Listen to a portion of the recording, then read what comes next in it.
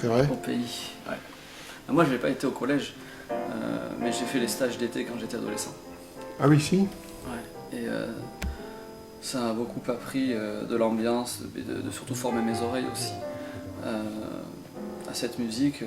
Donc pendant le stage, on allait les soirs écouter tous les concerts du festival. Du coup, j'ai vécu de très bons moments en tant qu'auditeur déjà, quand j'avais 14-15 ans. Et puis après, il y avait toutes les jams.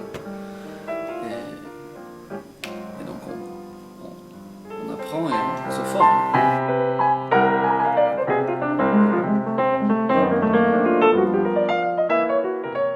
Donc j'avais joué plusieurs fois il y a très longtemps sur le off, sur la place de la mairie. Et puis j'ai joué 2 fois à la Strada il y a 2 ans.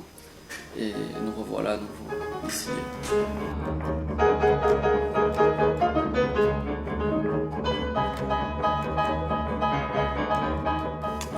Alors ici ce soir c'est un nouveau projet? C'est oui, un nouveau répertoire avec un trio qui existe depuis 6 ans déjà, avec mes amis donc Isabelle Sorling au chant et Simon Tailleux à la contrebasse.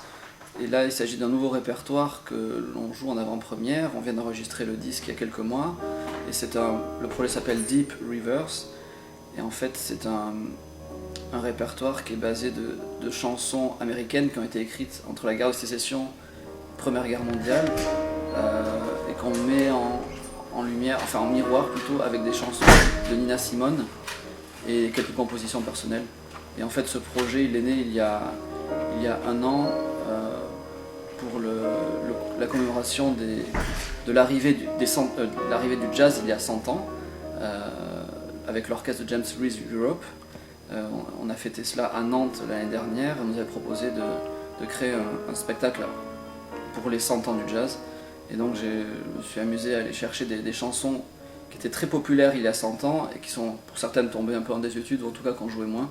Et donc on s'amuse à refaire revivre dans ce projet-là.